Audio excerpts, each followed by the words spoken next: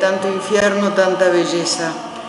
Una novela que se publicó hace muchísimos años y esta es una versión corregida y mejorada porque en aquel momento el recuerdo y la memoria me traicionaron y fue tanto lo que escribí que salió un texto que pecó de excesos y la historia principal se perdía. Al cabo de mucho tiempo, además advierto que es un libro que nunca se había presentado. Al cabo del tiempo, mis actuales editores resolvieron que era bueno volver a reescribirlo y presentarlo como debía ser. Y de este segundo intento estoy sumamente agradecida porque es un libro que ha entrado con mucha fuerza en mis lectores. En él cuento parte de mi vida, venciendo el lógico pudor. Hago una mezcla de ficción y autobiografía. Y lo que dio como resultado de allí es una historia de un gran amor, que fue el amor que yo viví con el que fue mi marido, que murió hace muchos años ya, y parte de nuestra vida que vivimos en Europa durante la última dictadura militar, porque él era abogado defensor de presos políticos y tuvimos que irnos del país para salvar la vida.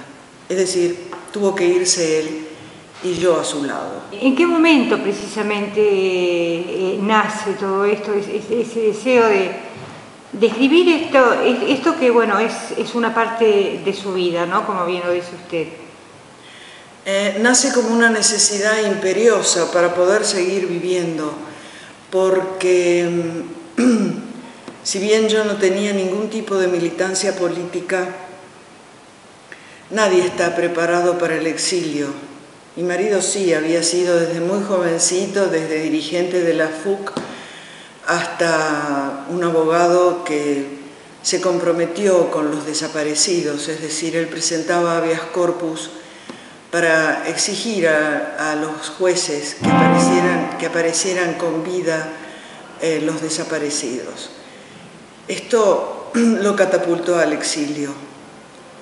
8 años vivimos especialmente en España, y te decía que el destierro desde siempre es uno de los peores castigos que puede sufrir una persona, y eso sigue siendo así, va a seguir siendo así por siempre, porque no hay nada más duro que tener que alejarse del lugar donde uno nació, de los seres queridos, de un día para otro tener que dejar todo, apagar la luz, cerrar la puerta e irse sin saber a dónde, ni cómo, ni hacer qué. Entonces, si bien a nosotros nos fue relativamente bien y nos insertamos de alguna manera en Europa, la experiencia es terrible. La nostalgia, el extrañamiento, el tener que estar explicando constantemente quiénes somos, te crea una especie como de pérdida de identidad. Al volver, nos encontramos con que el país había cambiado. Ya no era el mismo país que habíamos dejado en el año 76, y si bien era una fiesta el regreso de la democracia, ya Argentina no era la que había sido. Y eso, sumado al desgarro que provoca tantos años de exilio, me daba la sensación de que tenía algo adentro que no me dejaba respirar. Cuando pude nombrar ese dolor, que pasaron muchos años, cuando pude poner en el papel la palabra que me estaba doliendo, es decir, nombrar lo que me estaba doliendo, surgió esta novela. Y escribí 2 años sin parar, entre llantos y risa, y conmovida por los recuerdos que venían a mí, cosas que creía totalmente que tenía totalmente olvidadas. Y entonces nació esta novela de esa forma. Sí, el nombre, perdón, sí, sí. Digo que es una forma de hacer catarsis, es decir, la creatividad ayuda a aliviar el corazón, y yo lo hice a través de lo que mejor sé hacer, que es escribiendo. La belleza es inevitable, nunca todos los días son de tortura, ni tampoco todos los días son de fiesta.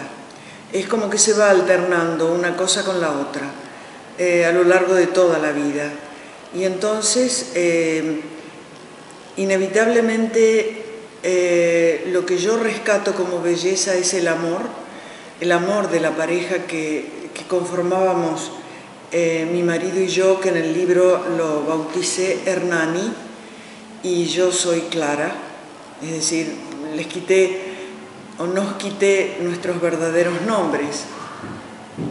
Y entonces es ese amor que surge en medio de la adversidad, que por lo general se hace mucho más fuerte si es real el amor, se hace más intenso, la entrega es casi total, porque en aquella circunstancia el único territorio libre era la cama, el amor. Y entonces por eso siempre digo que esta en el fondo es la historia de un gran amor, porque lo es. La tapa surge, te cuento brevemente, estábamos en la librería de la editorial que me publica a mí, buscando casualmente una fotografía para la tapa. Y estábamos viendo un libro enorme sobre fotografías que se llama La Biblia del Desnudo.